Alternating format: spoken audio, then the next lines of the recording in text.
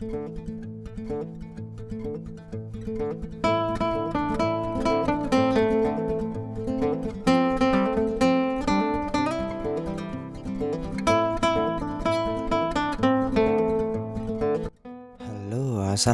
warahmatullahi wabarakatuh. Jumpa lagi ya sama saya si Teknisi Deso. Gimana kabar sobat semua? Baik-baik saja ya. Ya, itu bebek goreng itu sudah mulai buka guys. Ini sore menjelang maghrib. Oke, udah lama ya nggak lihat bebek goreng jualan. Ya, ini saya ada servisan dan kita akan bahas ya.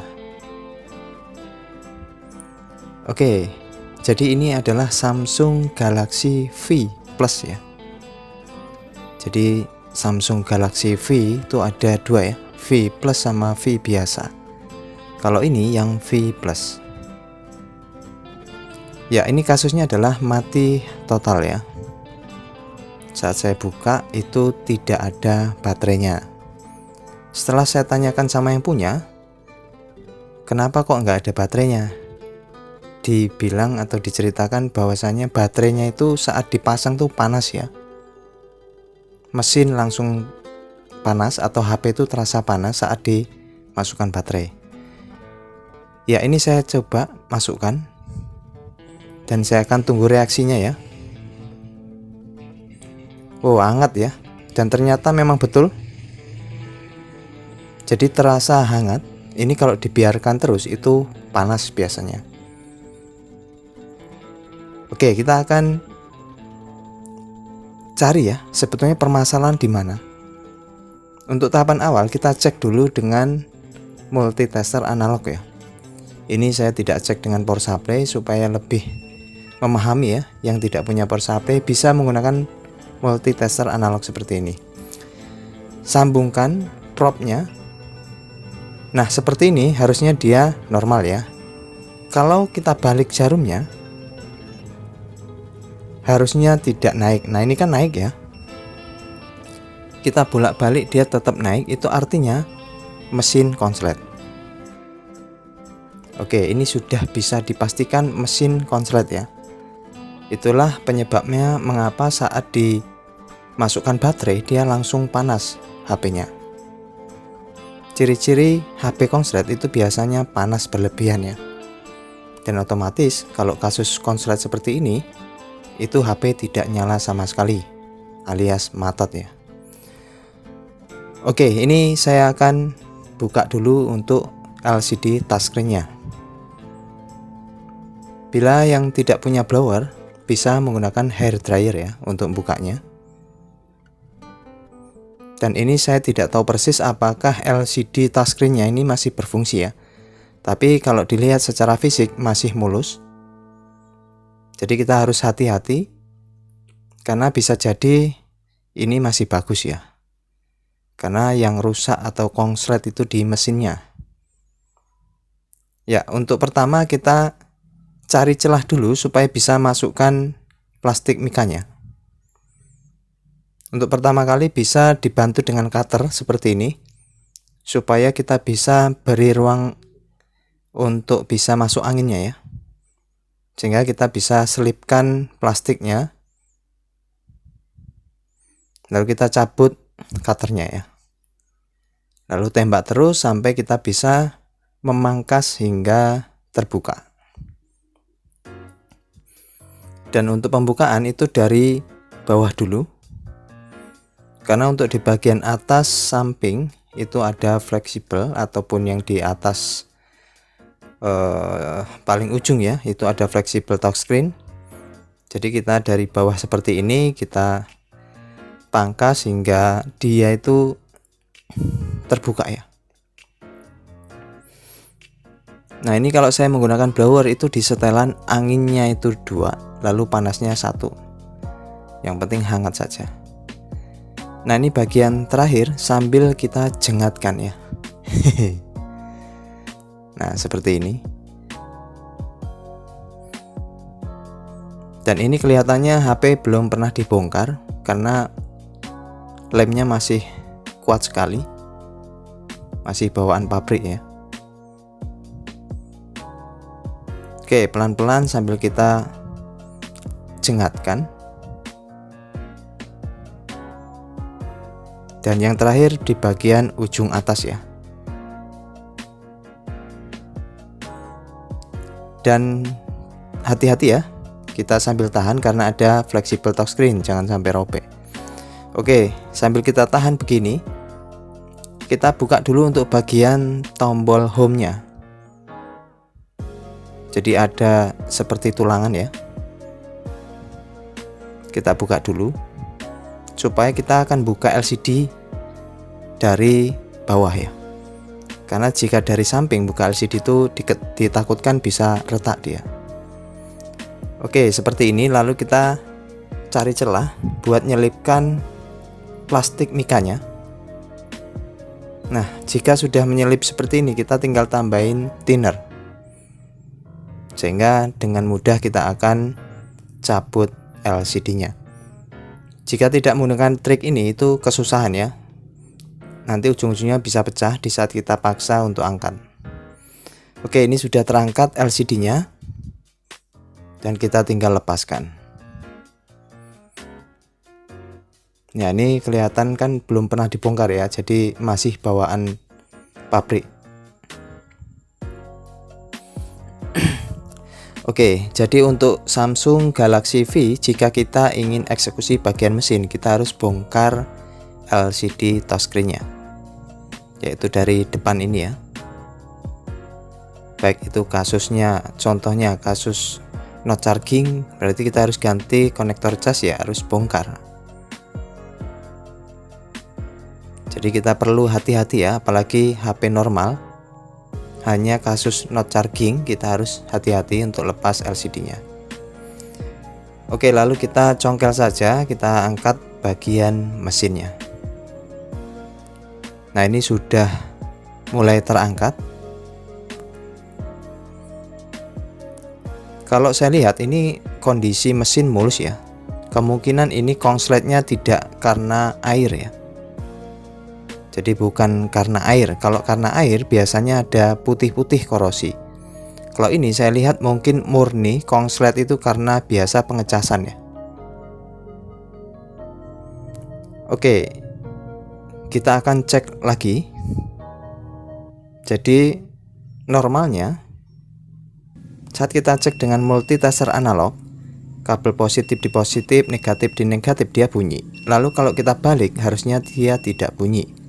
Kalau mesinnya ini kan bunyi semua, berarti konslet penuh atau full shot. Solusi yang sering saya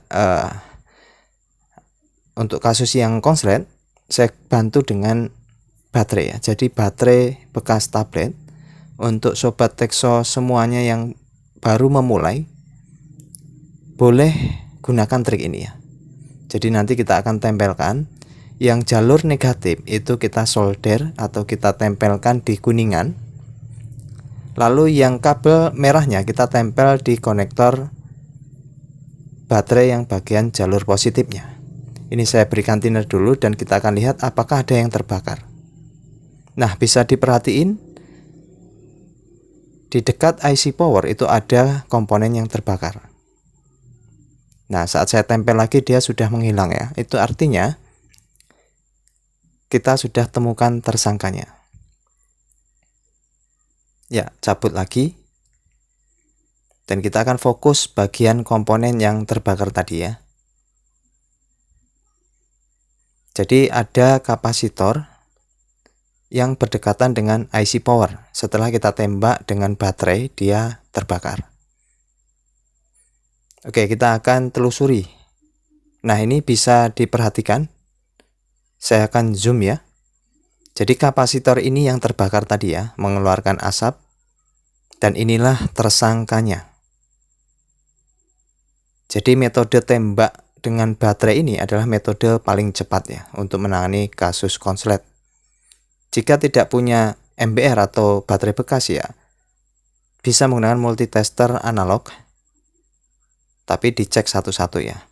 Oke, setelah tersangka kita cabut, kita cek dulu tersangkanya apakah ngelos atau konslet. Jadi kapasitor ini kalau kita tempel harusnya dia tidak bergerak jarum. tapi ini bergerak, berarti kapasitor ini konslet. Dan inilah tersangkanya. Oke, saya taruh sini. Nah, ini tersangkanya pasal 273456. Oke.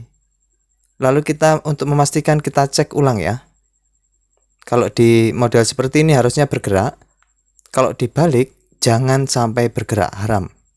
Oke lah, tidak bergerak ya, berarti konsletnya sudah hilang. Wow. Oke.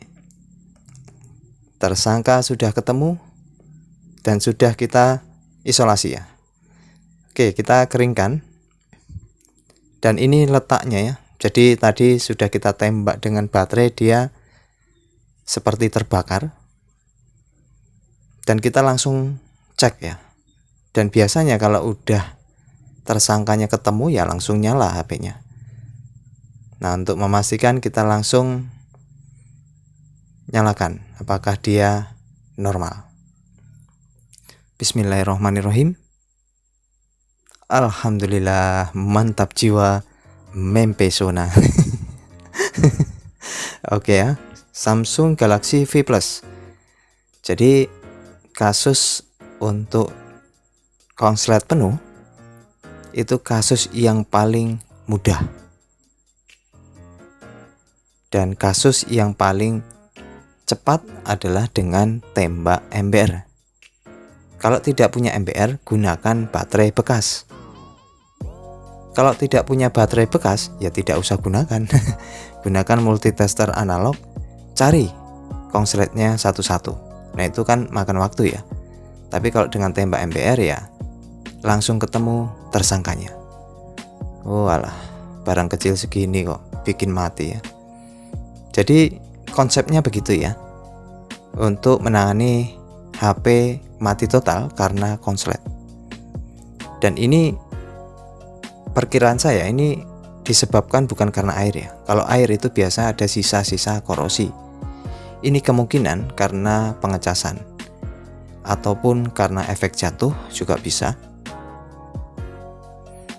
Oke, ini saya rakit kembali mesinnya dan saya pasang. Lalu kita baut kembali ya untuk di bagian tengah. Nah, ini untuk di bagian pinggir juga. Dan bagaimana sih caranya untuk bikin MBR dari baterai bekas? Saya pernah bikin ya, coba cek video saya. Lalu mungkin ada yang bertanya, loh itu komponennya kok nggak diganti?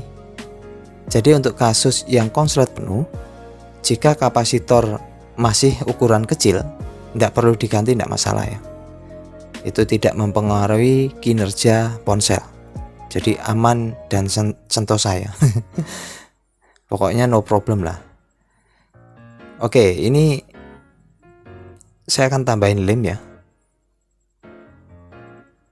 Jadi untuk di Samsung Galaxy V Plus ya ini. Itu untuk kasus-kasus konslet sering juga saya temui ya.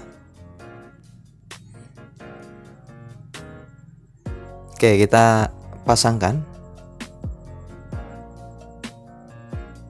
dan kita rapikan ya.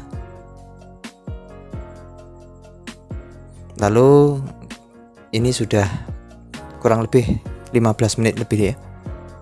Saya rasa sudah kering. Lalu tutup kembali, dan ini tanpa ada baterainya ya. Jadi user pemilik HP ini bawa HP ini tanpa baterai karena takut ya dimasukkan baterai itu langsung panas HP-nya. Jadi nggak dibawain, dan ini menggunakan baterai saya.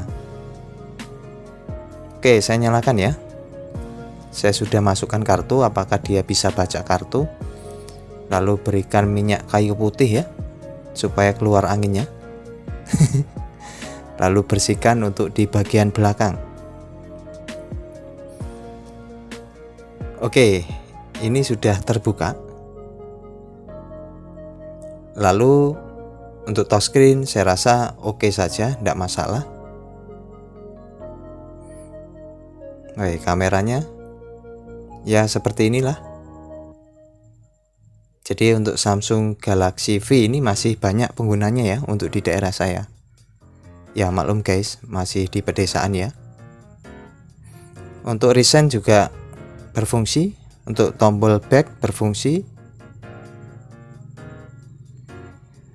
dan tentunya mantap jiwa, mempesona. Nah ini ya biang keladinya nih, ini tersangkanya nih, kena pasal 2345767. Oke. Siap untuk diisolasi. Oke, itu saja, semoga bisa dijadikan manfaat dan terima kasih ya atas supportnya selama ini. Tetap semangat, sampai jumpa. Assalamualaikum warahmatullahi wabarakatuh. Bye bye.